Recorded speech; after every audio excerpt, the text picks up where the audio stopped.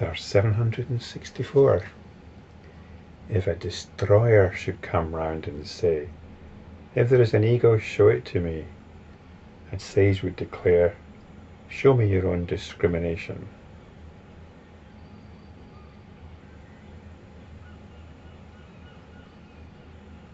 This is a curious term, destroyer, isn't it?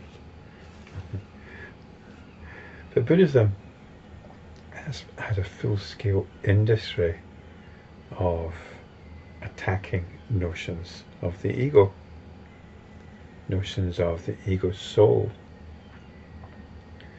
And there are good reasons for this. But what happens is, these good reasons over time descend into dogma. And you kind of end up throwing away the baby with the bathwater. It's like when you have a revolution. You get rid of all the bad things, but actually there are probably quite a few good things you've got rid of as well.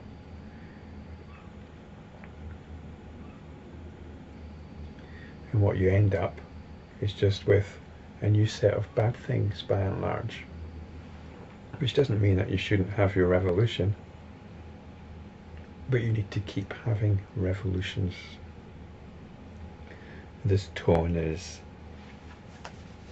expressed in the next verse, which I think I'll just read it now before coming back to 764, because I've read out verse 765 before. It's a deliberately provocative verse. Those who hold the theory of non-ego are injurers of the Buddhist doctrines. They are given up to the dualistic views of being and non-being. They are to be ejected by the convocation of the Bhikshus and are never to be spoken to. And I doubt whether this would ever have happened, because it's very unlikely that those that held the theory of non-ego would be regarded as injurers of the Buddhist doctrines.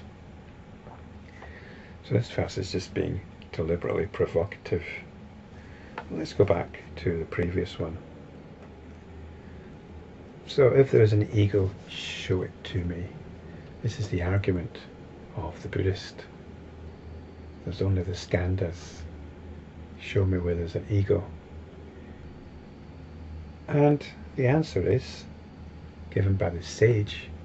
The sage is one who's not bound by doctrines, but who practices honest inquiry. And the sage would declare, show me your own discrimination. This attachment to the skandhas is an exercise in discrimination. It is clear that this is what's being referred to as the ego soul, that which maintains there are only the skandhas and does so as a point of doctrine rather than as the result of their own insight. Well, this is the ego soul in operation. People that identify themselves as Buddhists and make a point of doing so. This is also the ego soul in operation, because they're making a discrimination about who they are in relation to the rest of the world. They are Buddhists. This is an example of the ego soul. They are, as verse 765 says, given up to the dualistic views of being and non-being. They are saying, this is who I am. I am not a Jain or a Hindu. I am a Buddhist. This is the ego soul in operation.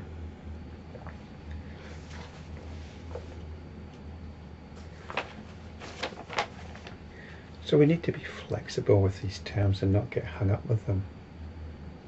The ego soul here is clearly identified with discrimination.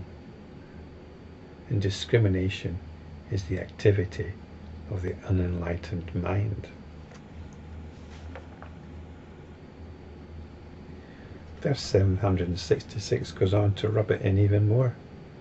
The doctrine of an ego soul shines brilliantly like the rising of the world-end fire, wiping away all the faults of the philosophers, burning up the forest of egolessness. So you can get lost in this forest of egolessness, get lost in the doctrines of the skandhas.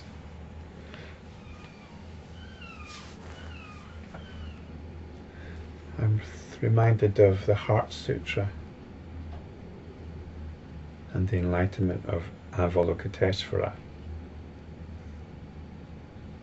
who realized the emptiness of all the 5 skandhas. There's no doctrine of an ego soul here. In fact, no doctrine shines brilliantly. It's insight that shines brilliantly.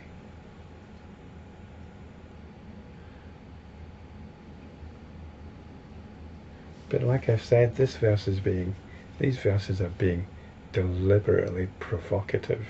And rather than just dismiss them as such, we need to look once again to the truth of our own experience.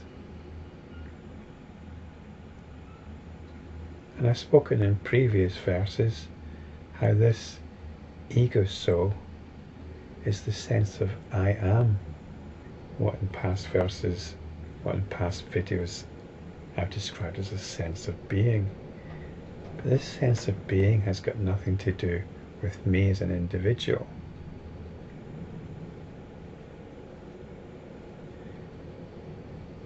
This sense of being opens up into what the Buddha described as the unborn.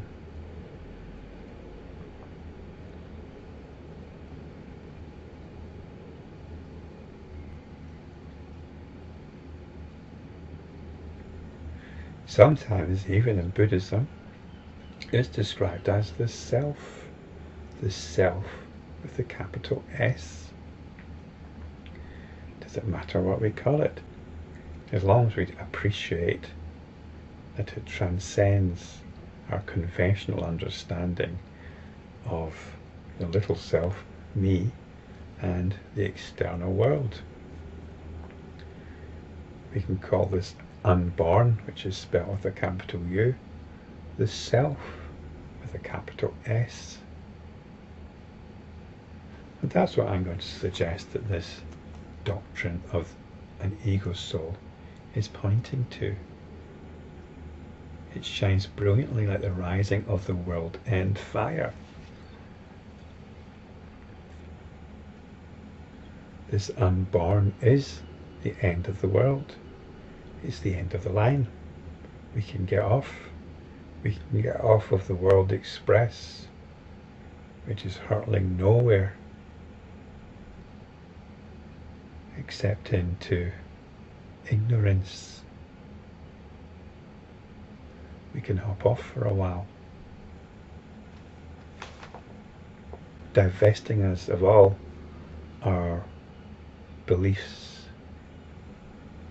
and our hopes and all our mental baggage, described here as the faults of the philosophers. We are the philosophers who've got our ideas about things. When we come back to the unborn, to the self, then we're free. And this is emphasized in the next verse, verse 767. Molasses, sugarcane, sugar and honey, sour milk, sesame oil and ghee, each has its own taste, but one who has not tasted it will not know what it is. So all these words are like notes of music which have been written down on paper, But we need to experience them. We need to experience the music, not as notes on paper, but actually by hearing it, by listening to it. So we need to listen to where these words are pointing to. And they are pointing to the you that is hearing these words. Not you as a personal identity, but you as awareness. Because it isn't you that's hearing these words. It's awareness that is hearing these words. And this awareness is the constant factor. It's the self with a capital S, which is always there. Where you are experiencing everything.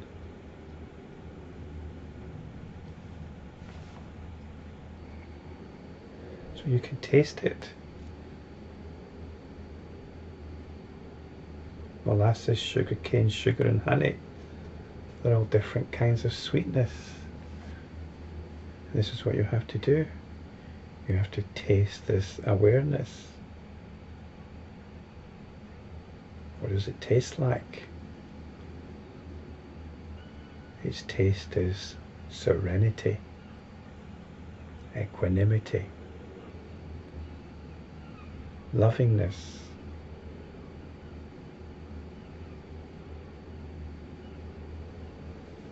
Some of the tastes aren't so great. Sour milk, sesame oil, and ghee. But they all have their part to play.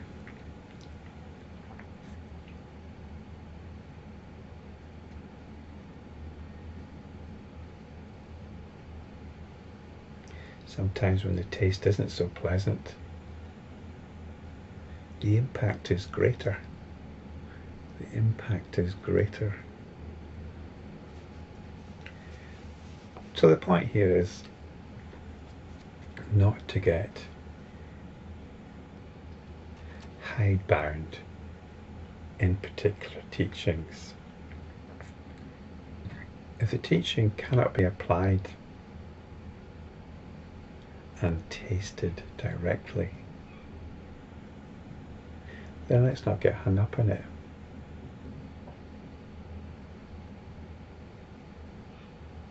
We are free. We are essentially free. We owe allegiance to no teaching. Our happiness depends on no teaching. Our realization, our insight depends on no teaching. One of the pitfalls of Buddhism is there's so much to learn. There's so much to find out about. And you can get into the automatic assumption, the tacit assumption, that you'll get there eventually once you've learnt enough, once you've learnt about all these doctrines. Now it can be great fun learning these doctrines and very enjoyable. And perhaps as you learn some of these doctrines, you will find that they point to something very true. You'll have some sort of realization as you study certain doctrines. They'll point you to some truth about your immediate situation. They might even inspire a revelation.